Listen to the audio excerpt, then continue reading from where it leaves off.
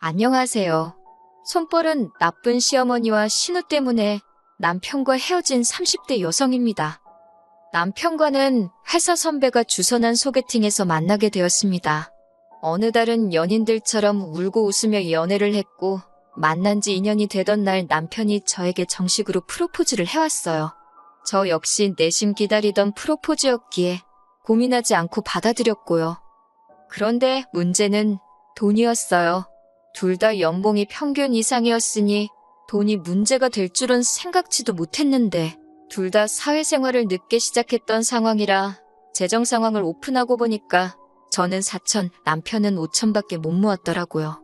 하지만 솔직히 말해서 저는 제가 결혼한다고 하면 친정 부모님께서 어느 정도는 도와주실 거란 건 알고 있었거든요. 저희 친정은 부모님이 사업을 하셔서 여유가 있는 편이었으니까요. 그래서 비록 저희 둘이 모은 돈이 9천밖에 되지 않았지만 친정 부모님과 시부모님으로부터 도움을 받으면 뭐 큰 문제는 없을 거라 생각했네요. 하지만 남편이 말하길 자기 집은 그러니까 시댁은 금전적으로 지원을 해주실 만한 상황이 못 된답니다. 그래서 고민 끝에 친정 부모님께 저희의 재정 상태를 솔직하게 말씀드리고 얼마나 도와주실 수 있을지 여쭤봤지요. 그러자 친정아버지가 그러면 당신 소유한 서울 30평대 아파트에 들어와서 살라고 하시더라고요. 살면서 돈 모아서 능력될 때 독립하는 조건으로요. 그렇게 5천만 원만 보증금이란 이름으로 친정아버지께 드리고 집 문제를 해결하게 되었지요. 그리고 당연히 시부모님께도 이 좋은 소식을 전했어요. 제가 소위 친정에서는 이렇게 해주시는데 시댁에서는 뭐 안 해주시나요?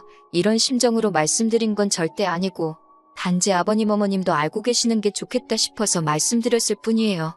그런데 어머님께서는 솔직히 좋아하시고 잘됐다 하실 줄 알았는데 그런 소리는 이런 방구도 없으셨고 그러면 예단은 어떻게 할 거냐고 물으시대요. 솔직히 친정에서 집 해주시고 제 돈으로 시골리고 혼수하고 물론 남편이 모은 돈을 저희 부모님께 보증금이란 명목으로 드리긴 했지만 그 돈은 어차피 나중에 돌려주신다 했거든요.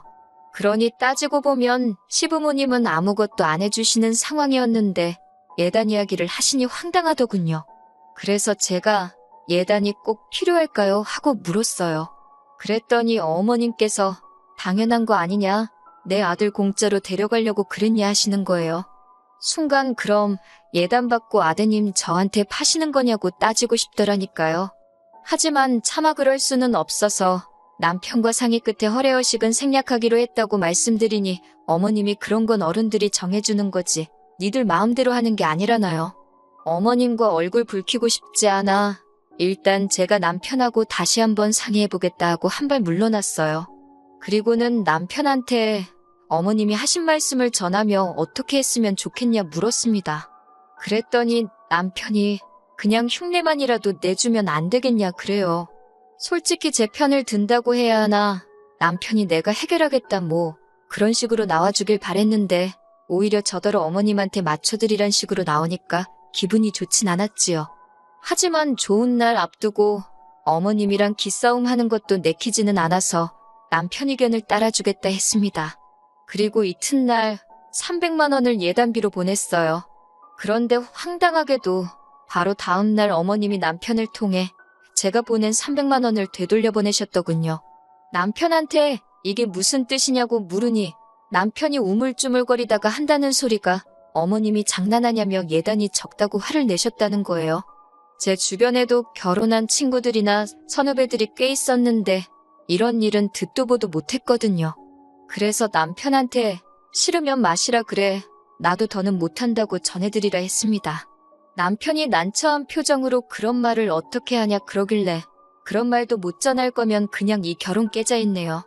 남편이 남이 편이라더니 지금 당신이 딱 그렇다고 제가 처음으로 남편의 태도에 대해서 화를 냈지요. 그러자 남편이 그런 뜻은 아니었다면서 자기가 중간에서 잘 말씀드리겠답니다. 그러면서 마음 상하게 해서 미안하다고 몇 번을 사과를 하대요. 그래서 이번이 마지막이다 하고 넘어갔어요. 그리고 결국 예단은 없던 일이 되었고요. 이후로 남편과 저는 부부의 연을 맺었고 친정아버지의 배려로 남부럽지 않은 신혼생활을 시작할 수 있었습니다. 친정아버지께서 인테리어까지 새로 다 해주셨는데 덕분에 집에 오는 사람들마다 집이 너무 예쁘다며 칭찬일색이었어요. 저희 어머님만 당신 아들 명의로 해준 집도 아니니까 저한테 집 해왔다고 집 가지고 유세 부리면 가만 안 두겠다 하시대요. 사실 어머님이 하신 막말만 여기 적어도 3일 밤을 꼬박 셀 수 있을 정도예요. 한편 결혼한 지 반년 정도 지났을 무렵 여동생이 연락을 해왔어요. 참고로 저희 자매는 사이는 좋은데 둘 다 개인주의가 강해서 정말 상의할 일이 있거나 축하할 일이 있을 때만 연락을 해요. 그런데 이번엔 달랐어요. 저에게 부탁이 있다고 하더라고요. 뭔지 들어보자 하니까 자기가 서울로 독립을 하려고 하는데 저희 집에 머물면서 매물도 보고 다니고 그러면 안 되겠냐대요. 아무래도 저희 본가가 서울에서 차로 1시간 넘게 걸리다 보니 집 하나 보자고 왔다 갔다 하기가 불편했던 모양이에요. 여담이지만 여동생은 프리랜서 작가로 일을 하는데 업체들이 대부분 서울이나 경기도에 있다 보니 본가에서 다니기는 쉽지 않았다 하더라고요. 아무튼 대신 자기가 저희 집에 있는 동안 제 손발이 돼서 청소고 음식이고 도와주겠다며 애교를 부리는데 솔직히 어떻게 싫다고 그래요. 그래서 형부랑 이야기해보겠다고 했지요. 그리고 퇴근한 남편에게 낮에 여동생이 했던 이야기를 전하면서 어떻게 생각하냐고 괜찮겠냐고 물었습니다. 어차피 방은 3개고 그중 방 하나는 손님방으로 쓰자고 얘기한 적도 있었으니까요. 다행히 남편이 흔쾌히 그렇게 하래요. 가족끼리 당연히 그 정도는 배려해줘야지. 그러면서요. 그리고 일주일 뒤 여동생이 올라왔어요. 제가 출근을 하면 여동생은 집에서 일하고 중간에 나가서 집도 알아보고 그러다 짬이 나면 밑반찬도 해주고 청소도 해놓고 그러더라고요. 솔직히 제 입장에선 여동생이 너무 잘 챙겨줘서 오히려 미안할 정도였답니다. 그래서 제가 용돈이라도 얼마 쥐어주면 자기도 벌만큼 번다며 안 받더라고요. 그런데 문제는 제 여동생이 저희 집에 와 있는 걸 어머님이 알게 되시면서였습니다. 어머님께서 남편한테 제 동생도 와 있는데 남편 동생이라고 왜 못 가 있냐며 좀 데리고 있으라 하셨다는 거예요. 저희 신우는 제 여동생보다 1살이 많은데 알고 보니 진작부터 서울에서 자취하고 싶다며 어머님한테 서울에 방구해달라고 어지간히 졸랐다고요. 남편이 그 이야기를 저에게 전하며 제 눈치를 살살 보더군요. 처제는 되고 자기 여동생은 왜 안 되냐며 서운한 기색도 비추고. 그런데 제가 솔직히 신우 같은 성격을 별로 안 좋아하거든요. 이렇게 말해도 될지 모르겠지만 어머님을 닮아서 그런 건지 말도 막 하고 행동도 거칠고 술 마시고 길에 뻗어 있다가 경찰서에서 어머님 아버님이 데려온 적도 있어요. 심지어 담배도 피거든요. 그래서 남편한테 신우 행실을 알지 않냐. 그런데 그런 소리가 나오냐. 싫다고 했어요. 그러자 남편이 자기가 신우 단속 똑바로 하겠답니다. 그러니까 기회라도 줘보재요. 데리고 있어 보다가 도저히 개차반이라 안 되겠다 싶으면 내려보내면 되지 않겠냐고. 그러면 어머님도 더는 뭐라 말씀을 안 하실 거라고요. 그래서 결국 알겠다 했습니다. 그리고 한 3일 정도 지나서 바로 신우가 올라왔어요. 아기 방으로 쓰려던 방을 신우에게 내줬는데 제 여동생이 쓰는 방을 슬쩍 보더니 자기가 저 방 쓰면 안 되냐고 그래요. 거기까지는 좀 이해는 했어요. 제 여동생 방은 손님방으로 쓸 예정이었던지라 침대가 있었고 아기 방으로 쓰려던 방에는 아무것도 아직 없었거든요. 근데 그건 남편이 먼저 안 된다고 딱 선을 긋대요. 처제가 먼저 왔으니까 처제가 쓰는 게 맞다고요. 그런데 이튿날 퇴근해서 집에 오니 신우 신발은 있는데 신우가 안 보이더라고요. 신우가 쓰는 방문을 살짝 열어봤는데 방에도 사람이 없고. 그런데 그때 제 여동생 방에서 인기척이 느껴졌어요. 여동생 신발은 없어서 외출한 줄 알았거든요. 그래서 방문을 열어보니 신우가 제 여동생 침대에 누워있는 거예요. 아가씨 여기서 뭐하냐니까 낮잠 자고 있었다는데 어이가 없어서 아가씨 이건 아니라고 자기 방도 아닌데 그러고 있으면 어떡하냐 나오라 했습니다. 그랬더니 툴툴거리면서 나오더라고요. 이뿐만이 아니었습니다. 신우의 행실은 날이 갈수록 눈에 거슬려서 봐주기가 힘들더군요.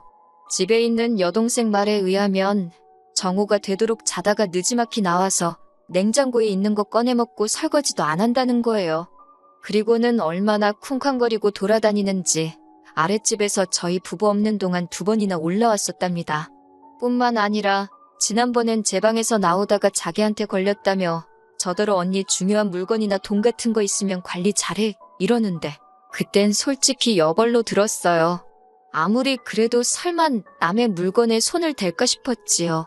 그런데 그 이야기를 듣고 얼마 지나지 않았을 때였습니다. 그날은 토요일이었어요.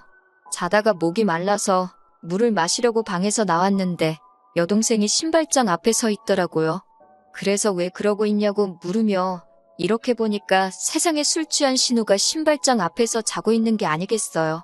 그리고 여동생이 저를 보더니 손가락으로 신우를 가리키며 저거 내 목걸이야 그러대요. 그래서 보니까 정말 제 여동생 목걸이인 거예요. 제가 불이 나게 안방으로 가 자던 남편을 깨웠습니다. 그리고는 빨리 가서 신우 깨우라고 왜 신우가 내 여동생 물건을 가지고 있냐고 화를 냈지요. 그러자 남편이 그게 무슨 소리냐면서 저를 따라 나오대요. 남편이 신우를 발로 툭툭 치면서 일어나 보라고 하니까 신우가 잠꼬댄지 뭔지 욕을 하면서 일어나더라고요. 그래서 제가 신우한테 아가씨 그 목걸이는 뭐냐고 물었어요.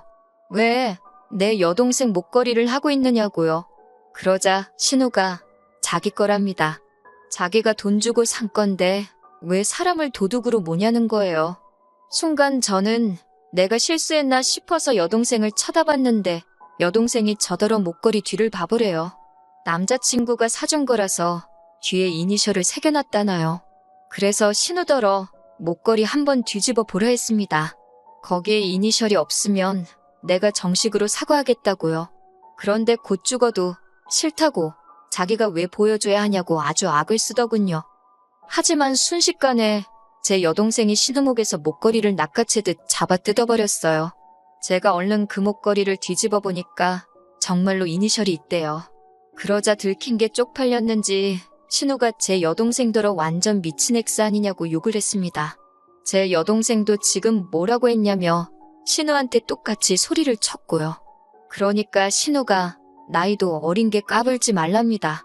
이번에도 제 여동생이 질세라 나이가 문제냐고 지금 그쪽이 잘못하지 않았냐고 다시 받아치대요. 결국 집안은 순식간에 아수라장이 되었고 남편이 신우를 제가 여동생을 막았습니다. 그러니까 신우가 더 기고만장해서는 제 동생더러 개같은 X라는 둥 어쩐다는 둥 쌍욕을 퍼붓더군요. 저도 열받아서 신우한테 내 동생한테 말 그따위로 하지 말라고 했어요. 도둑질한 것도 괘씸한데 한마디만 더 하면 지금 당장 집에서 내보낸다고요. 그러니까 신우가 또 욕을 하면서 방문을 쾅 닫고 들어가대요. 그리고 이 일은 솔직히 그냥 없던 일처럼 지나가려고 했어요. 신우도 성인인데 반성을 했겠지 생각했고 더 따지고 들어봤자 서로 좋을 게 없을 것 같았으니까요. 그런데 이튿날 일요일이었는데 어머님이 연락도 없이 저희 집에 오셨더라고요. 남편도 전혀 몰랐는지 어머님을 보고는 좀 당황한 눈치였어요.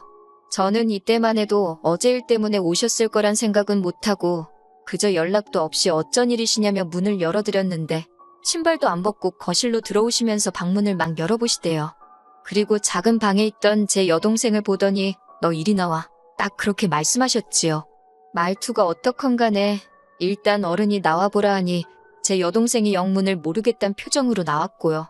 근데 제 여동생이 거실로 나오니까 어느새 신우도 거실에 나와서 소파에 앉아있고 그리고 그 앞에서 어머님이 갑자기 리모컨을 쥐어드시고는 제 여동생 머리를 딱 때리시더라고요. 그 속도가 얼마나 빨랐는지 저나 남편이 막을 새도 없었네요. 동생이 악소리를 내면서 머리를 부여잡고 다리에 힘이라도 풀린 건지 주저앉았습니다. 제가 순간 눈이 돌아가서는 어머님더러 이게 뭐하는 짓이냐고 소리를 질렀어요. 그러니까 이번엔 제 머리도 딱 때리시면서 니네 둘 다 그러는 거 아니랍니다. 망할 엑스들이 붙어먹고 자기 딸을 무시했다나요? 그러면서 내가 오늘 니들 가만두나 보재요. 그러니까 남편이 어머님더러 이게 무슨 짓이냐며 어머님을 온몸으로 막으며 저더러 방으로 처제 데리고 들어가랍니다. 마음 같아선 어머님 머리채라도 잡아채고 싶었지만 일단은 남편 말대로 우는 여동생을 끌어안고 방으로 들어갔어요. 경찰 부르라고 동생 손에 핸드폰 쥐어주고 다시 나왔더니 신우가 실실 웃고 있대요. 저도 그때부턴 에라 모르겠다 하고 어머님더러 노망나셨냐, 제정신 맞으시냐 악을 썼습니다. 지금 여기가 어디라고 들어와서 이런 짓을 하시느냐고요. 그러자 어머님이 제 대가리를 뽑아버리겠다고 저를 당장이라도 때릴 기세로 달려드시는데 정말 다행히 때마침 경찰이 왔고 여동생이 문을 열어주면서 경찰들이 현장을 보게 되었어요. 경찰한테 지금 이 아줌마가 나랑 내 동생을 때렸다고 데려가라 했어요. 실제로 저나 여동생이나 이마에 뻘겋게 혹이 올라와서 뭐 증거고 나발이고도 필요가 없었지요. 저희라고 부모가 없나요? 뭐가 없나요? 바로 친정부모님한테 연락드렸고 그러자 친정부모님이 아는 변호사분까지 대동하고 경찰서로 가시겠다며 저희한테도 그 집에서 일단 나오라고 하시대요. 하지만 그대로 나갈 순 없어서 마트에서 사뒀던 쓰레기 봉지에다가 남편하고 신우 물건 처박아서 현관 밖에 내놓고 현관 비밀번호를 바꿔버렸지요. 그리고 여동생하고 나와 병원 가서 진단서 끊었습니다. 그리고 나니까 남편한테 전화가 왔어요. 장인 장모님이 변호사란 사람까지 데리고 여기 오셨는데 무슨 일이냐며 저한테 빨리 와서 경찰한테 설명을 해달래요. 그래서 알겠다고 하곤 여동생 데리고 경찰서로 갔습니다. 경찰서에 도착하니 남편이 마치 살았다는 표정으로 빨리 가서 아무 일도 아니었다고 이야기 좀 해보라고 난리더군요. 태연하게 저희 변호사한테 그리고 경찰한테 방금 끊어온 진단서를 보여줬습니다. 그리고는 고소하고 싶다고 했어요. 그러자 남편이 가족끼리는 원래 고소 같은 거 못한다나요? 그래서 가정폭력은 된다고 제가 알려줬네요. 그리고 덤으로 너랑 이혼도 할 거라고 했지요. 그러자 남편이 그제서야 어머님이 나이도 드시고 그러다 보니 감정 조절을 잘 못하셔서 그런 거라며 저더러 한 번만 참고 넘어가 달랍니다. 감정 조절 못하는 거야 어머님 사정이지. 내 알바냐고 탁 쏘아붙였어요. 그리고는 제가 됐다고 다 필요 없다 하고 나머지는 변호사하고 이야기하라고 했네요. 그리고 이후로 어머님에 대한 고소를 취하하는 조건으로 남편과 협의 이혼했습니다. 원래는 고소 취하도 안 해주고 합의도 안 하려고 했는데 그러면 이혼이 소송으로 넘어가서 질질 끌리게 생겼더라고요. 더는 그쪽 인간들 때문에 스트레스 받기 싫어서 그냥 쉬운 길로 갔네요. 남편은 끝까지 저에게 자기가 제 역할을 못해서 미안하다며 앞으로 자기 부모님이고 신우고 평생 안 보고 살아도 된다고 매달렸지만 그 말을 제가 뭘 보고 믿나 싶대요. 그래서 결국 완벽한 남남이 되는 길을 선택했지요. 한때 제가 사랑했던 사람이라 힘들지 않은 건 아니었습니다. 하지만 부부라는 게 두 사람 사이만 좋다고 될 일이 아니라는 걸 뼈저리게 느꼈네요. 그리고 왜 어른들이 차이나는 결혼은 하지 말라고 하시는지도요. 비싼 수업료 내고 삶의 지혜를 얻었다고 생각하렵니다.